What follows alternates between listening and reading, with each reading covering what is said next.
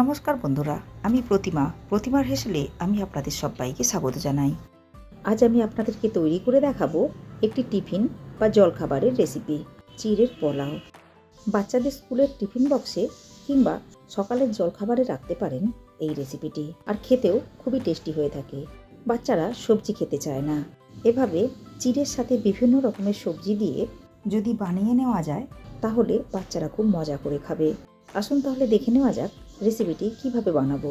রেসিপিটি বানাবার জন্য নিয়েছি 1 বাটি চিড়ে, আর চিড়েগুলো একটু মোটা চিড়ে নিয়েছি।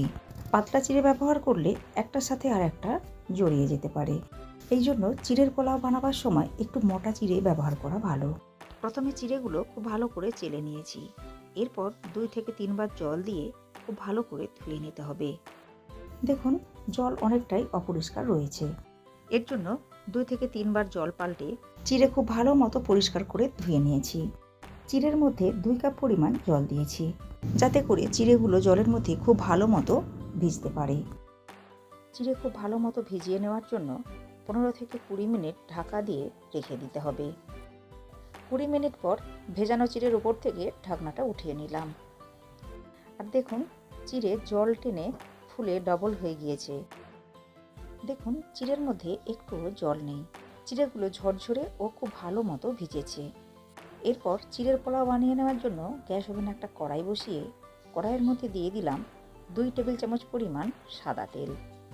তবে আপনারা এখানে সাদা তেলের পরিবর্তে ঘি ব্যবহার করে নিতে পারেন। এরপর তেল হালকা গরম করে নেওয়ার পর তেলের মধ্যে দিয়ে দিলাম 1 মুঠো পরিমাণ চিনেবাদাম।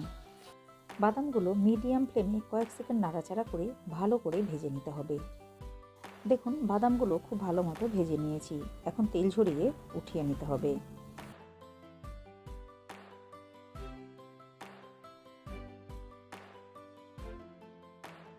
এরপর ওই তেলের মধ্যেই দিয়ে দেব সমস্ত রকম উপকরণ।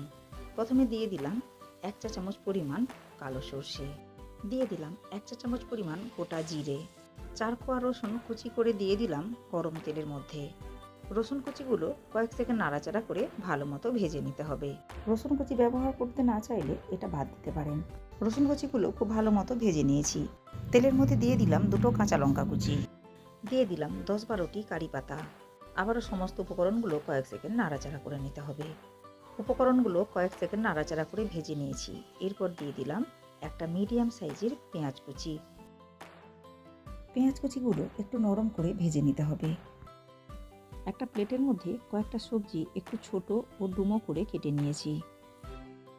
এখন এই সবজিগুলো তেলের মধ্যে দিয়ে নাড়াচাড়া করে খুব ভালো মতো ভেজে নিতে হবে। প্রথমে দিয়ে দিলাম ডুমো করে কেটে নেওয়া আলু।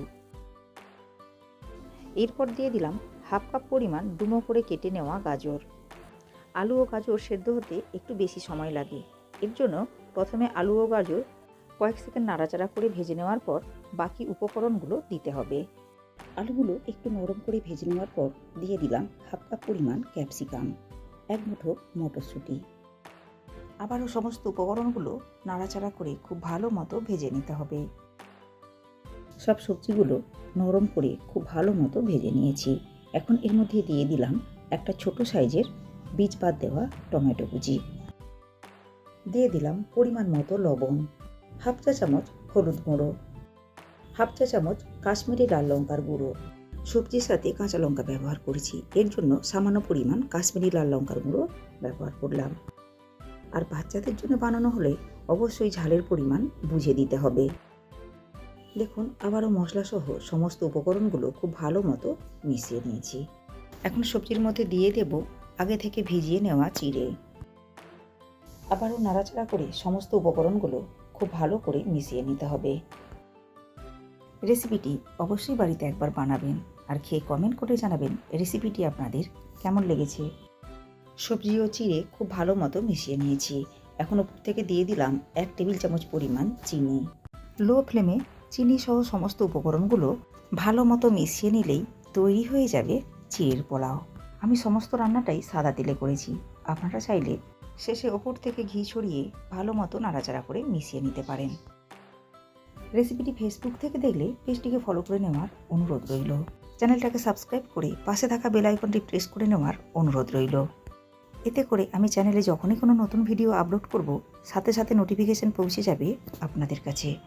ভালো থাকবেন, সুস্থ থাকবেন। ধন্যবাদ।